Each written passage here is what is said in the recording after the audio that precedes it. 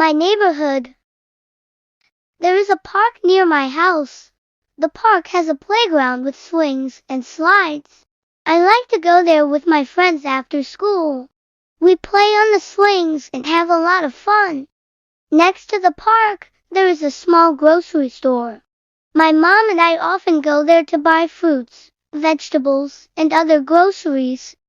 The store owner, Mr. Johnson, is very kind and always greets us with a smile. There is also a library in my neighborhood. I love going to the library to read books. The librarian, Mrs. Smith, helps me find interesting books to read.